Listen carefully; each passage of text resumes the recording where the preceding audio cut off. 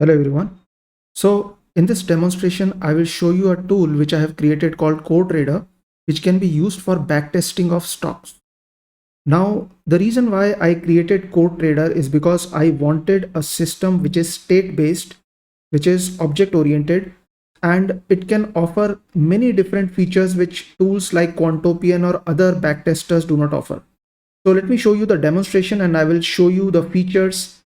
So first of all, what we are going to do is we are going to import CoreTrader as CS.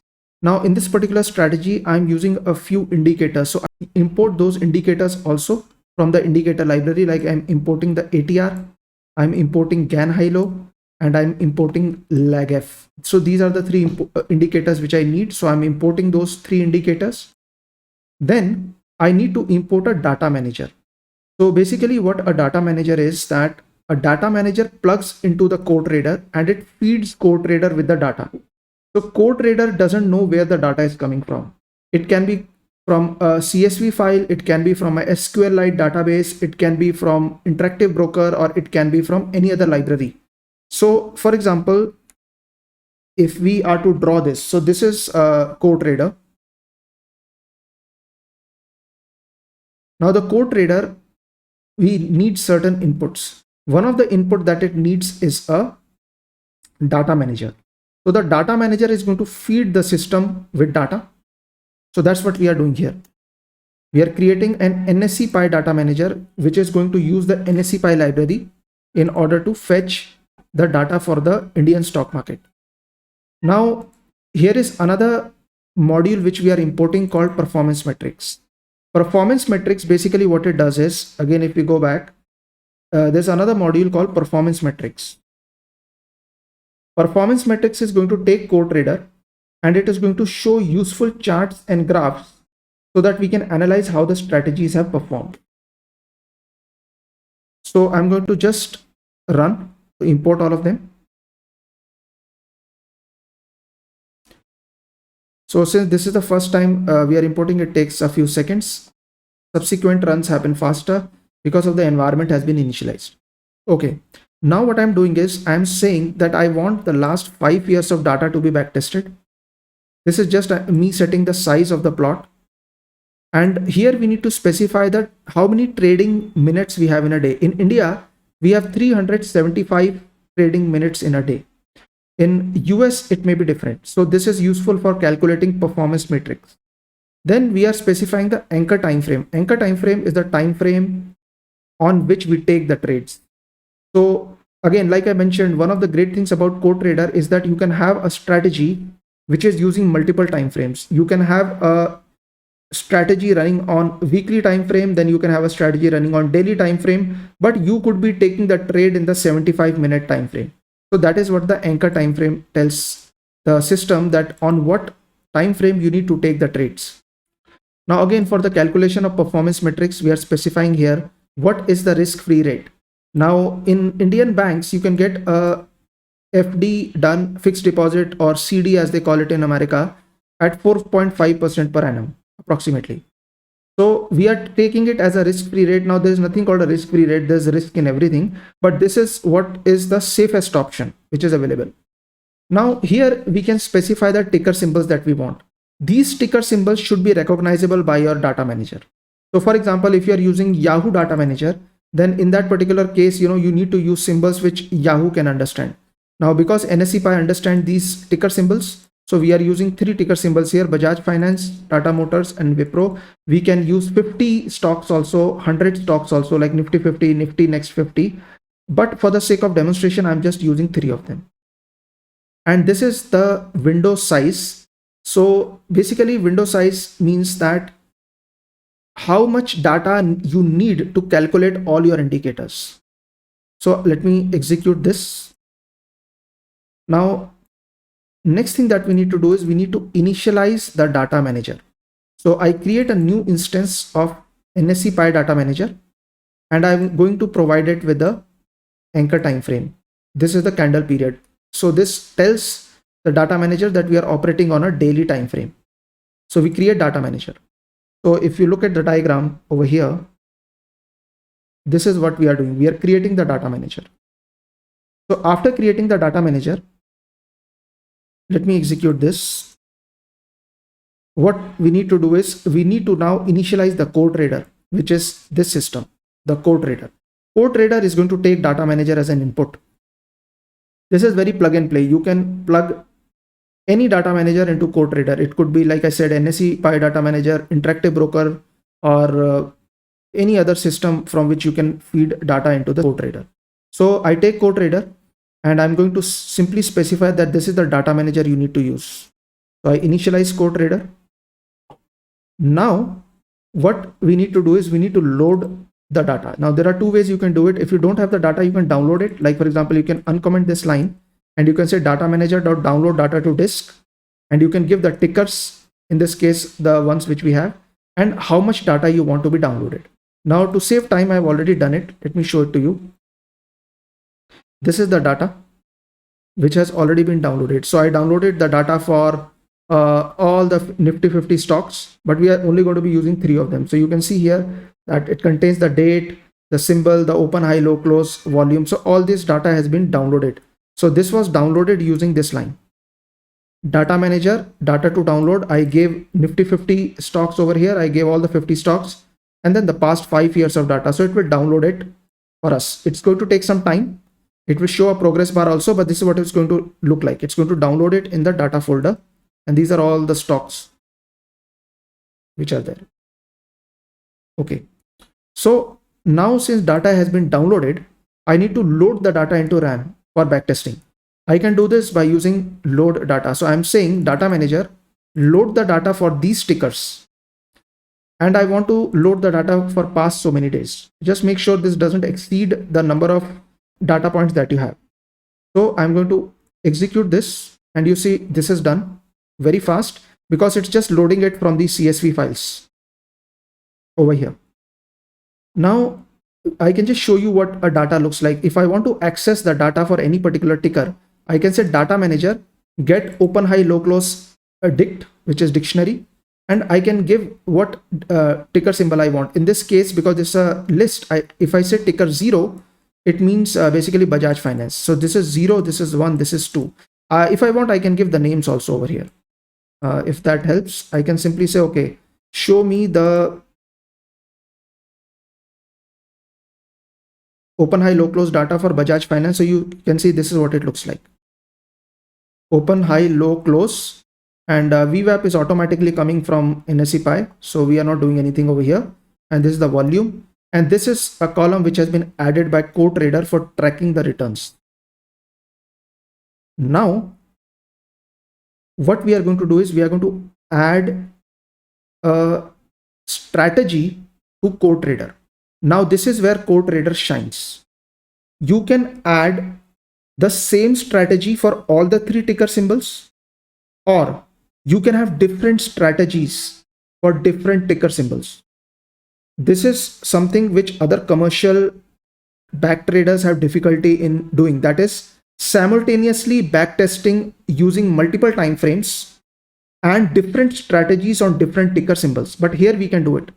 So basically what we have to do is we have to create a strategy, and those strategies will have their own states. I will show you this in a moment. But for now, we are using the same strategy on all the different ticker symbols, but it need not be the case. You can use a different strategy for different ticker symbols, and all you need to do is you just need to create different state and plug it into the system. So what I'm going to do is I'm going to say CoreTrader add base strategies. Add base strategies is simply going to add the same strategy to all the ticker symbols, and we provide the window size, which is the minimum number of rows that are required to compute the indicators. So I do that. So you can see it has added the same strategy to Bajaj Finance, Tata Motors, and Wipro. Same strategy has been added to all the 3 stocks. So what has happened here is essentially we have something called a strategy.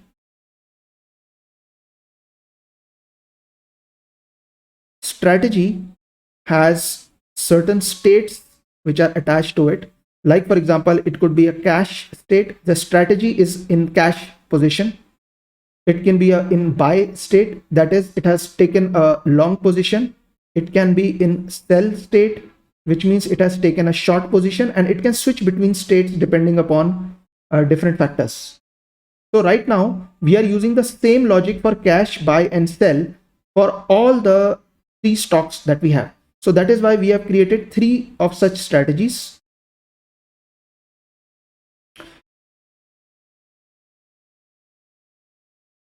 And we have fed it into CoreTrader.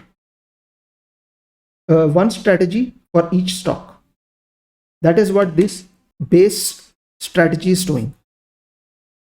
And the reason why you see, base strategy, global state, global cash is because it is using the same strategy for all the 3 symbols. Okay. Now, once we do that, we need to now start adding the indicators. In this particular case, if you remember, we had imported 3 indicators: ATR, Gann High Low, and Lag F. So you can add as many indicators as you want. I'm going to say CoreTrader add base indicator, because I'm adding these indicators to the base strategy. I want ATR of length 20. I say CoreTrader add base indicator Lag F with alpha of 0.9. And I say CoreTrader add base indicator Gann High Low, which is using the default setting. So these are the 3 indicators that we are adding. So again, going back to the board, so a strategy can have indicators.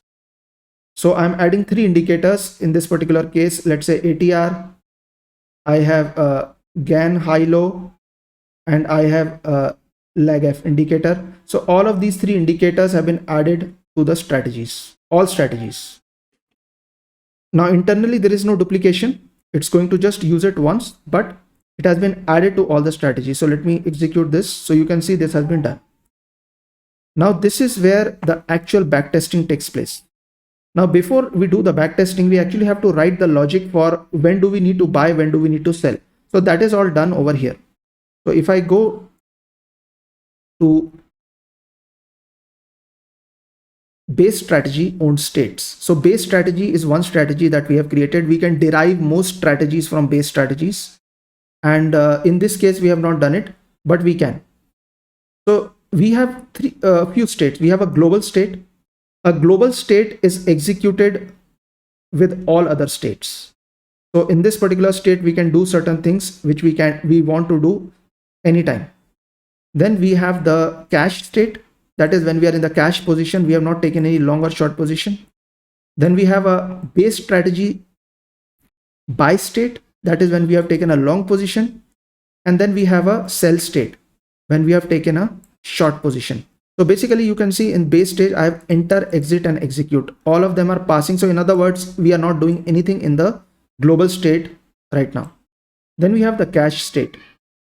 Now all the indicators that we have added will become accessible to us over here. So in enter state and exit state, we are not doing anything. In execute state, what we are doing is, first of all, because we are in the cash state, so our return is going to be 0. We are not doing any trading over here, so return is going to be 0. We need not write this. By default, it will also take return as 0. But it is here for the sake of demonstration. Now, what is the buy criteria? When do we want to go long? If the lag F's latest value, last value, is greater than the high low's last value, then I want to change the state to buy. This is what I said. This is a state-based system. It can even send messages to different strategies. And if I want to sell, I will check if my lag F is less than the high low, then I'm going to sell. And this on message is if some strategy sends a message to this strategy. Like for example, if you are going long on HDFC, maybe you want to go short on some other stock, let's say Wipro. So in that case, if this strategy is sending a message to some other strategy, that message will be received over here. Right now, we are not sending any messages, but we can. So this is the buy logic.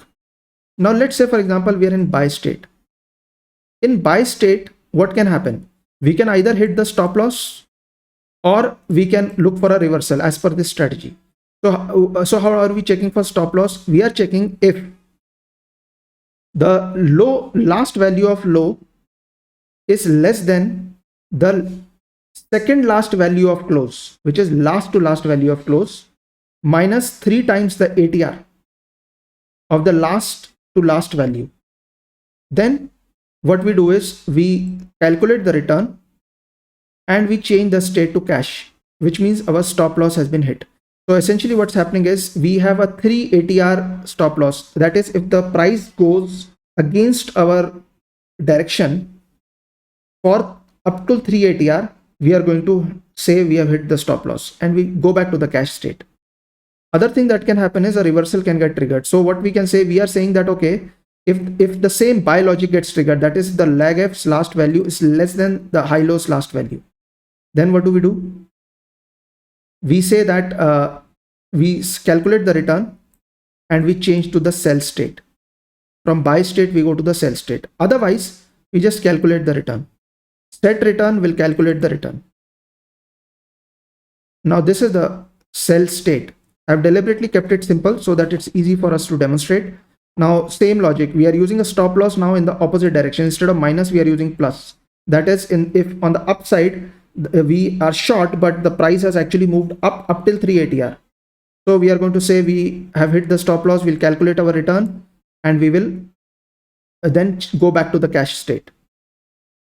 Also, we check for reversal, just like we check for reversal. Now, the reason why this state-based approach is superior is because you can reuse logic, you can reuse states between different strategies like we are doing here.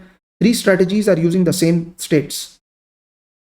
Another thing that we can do is we can have our own states for system specific implementation. Like for example, if there is a internet connection which has gone down, you are not able to pull the data. You may want to retry certain states again and again. So it makes it very, very easy to execute this modular code. So let's go back. Now we have understood the logic why we are taking the long position and the short position. So we just calculate the length, how many data points do we have, that is how many times we want to run, and then click the execute button. So now you see the backtesting has started. It's going to take approximately 5 minutes. So I'm just going to pause here and I will come back after 5 minutes and we will see how the strategy has performed. So I think we are about a few seconds away from the backtesting getting finished. So basically the strategy that we have created, the logic for buy and sell, is being applied on all the last 5 years of data for the 3 stocks that we have. And this is done. So now we can check what our data frame looks like actually. So you can see what essentially has happened is this was our original data frame up till here. It has computed the ATR values, the lag F values, the high-low, GAN high-low value. So these are the 3 indicators that it has calculated. And we have been taking trades based on these values. So -1 was the last row. -2 was this row. So we can compare any value in the table and we can take a trade based on that or take a decision based on that. And another thing is it's so easy because this table is accessible to you. So it is very easy for debugging also. It's not a black box. You can very easily get your data frame and you can check that whether a particular strategy that you have taken is performing or not performing, for what reason. Now, in this particular case, let's say, for example, I want to debug something. I want to plot the ATR. So I can say data manager, get open, high, low, close, dict. I can get Bajaj Finance ATR value and plot it. So you can see this is the ATR value of Bajaj Finance. Let's say I want to plot the high low value. So this is the high low value. If I want to plot the lag F value, so this is going to be the lag F value. In other words, what I'm trying to say here is that we can take any one of these stocks and any one of these indicators and we can plot them. Let's say, for example, I don't want to plot for Bajaj Finance. I want to plot for, let's say, Tata Motors. So I can just go here and I can say, show me the ATR value of Tata Motors, plot it, and it will show the ATR value of Tata Motors. Very, very flexible system, easy to use, easy to understand. Now, this is where we can calculate, let me remove this. This is where we can calculate the performance metrics. Now, I want to see how well the strategy has done. So what do? We create this object called performance metrics. We give it the data manager that we have. The reason why we are giving the data manager is because all these metrics of returns that has been calculated, these returns are in RAM with the data manager. So we have to give the data manager, and we want to calculate the return for the entire portfolio. Portfolio means all three stocks. We specify the trading minutes in a day, the anchor time frame at which we traded, and what is our risk-free rate. So this is what we are doing here. We are creating this object called performance manager, and this performance manager is basically taking data from the data manager, and it's going to compute our performance metrics, as you will see. So once you create this object performance metrics, then you can calculate, give me performance metrics CAGR, give me the Sharpe ratio, give me the maximum drawdown, give me the Kalmar ratio, give me the alpha and beta. So you can execute this, and it will tell you that this was the CAGR, which is 55%. This is the Sharpe ratio, 2.1. This is the maximum drawdown, around 23%. And this is the Kalmar ratio, 2.4. And this has been the alpha and the beta. Now, we can plot the strategy also. So if you say plot,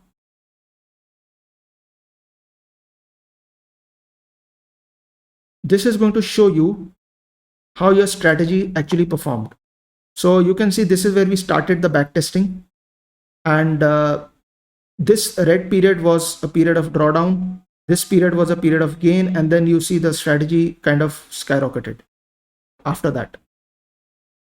Same strategy initially was not giving good returns, but after that gave pretty good returns. So in other words, it works very well for volatile markets, something like, for example, crypto. And this looks like our drawdown. So we can investigate, what happened on this particular date. On September 24, 2020, what decisions and strategy has taken which led to this drawdown. So all this information can be analyzed from this chart. We can also plot individual returns. So if I do that, so basically this is telling us Bajaj Finance, Tata Motors, Wipro, and the overall return, how individual stocks performed in the portfolio. Then what we can do is we can print drawdown statistics.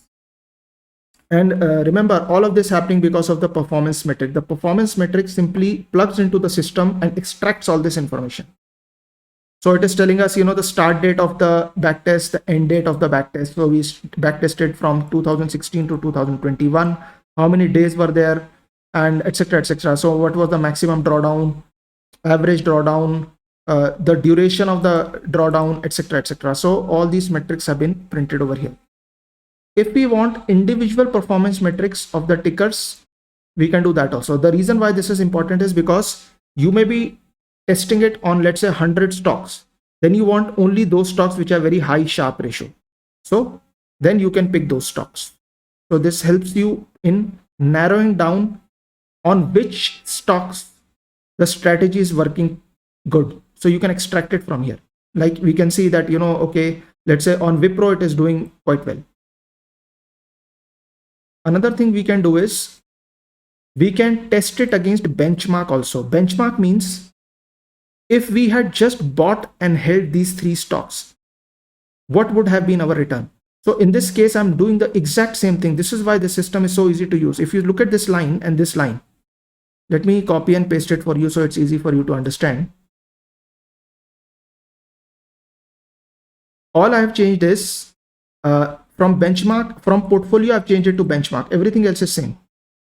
Everything else is same. So I've changed portfolio to benchmark. And I print, and this is what I get. So in other words, if I would have just bought and held the three stocks on the start of the backtesting period, I would have made around 20% return, or CAGR, 20% compounded annual growth rate. Sharpe ratio would have been 0.55. Not as good as our strategy. And you can plot it also. So this is what would have happened if you would have just bought the stock. So you can compare this diagram with this diagram. So this is the strategy that we have used, which is this strategy that we created for buy and sell. And this is the result that we get if we would have just bought the stock. And we can plot the returns of these individual stocks and also the drawdown stats. Understand, this is the benchmark. In other words, if you go to the diagram, there was one performance metrics for the strategy. I created one more performance metrics for the benchmark, plugged it into the data manager, and the data manager will give all this information. It will extract all this information and show it to us in form of charts and tables. Okay, so recap is CoreTrader is a object oriented, state based, messaging enabled backtester. I find it to be much superior than things like Quantopian, etc. Why? Because number one, strategies can message one another, so they can act as a team, and you can use different strategies for different ticker symbols. You can trade in different time frames.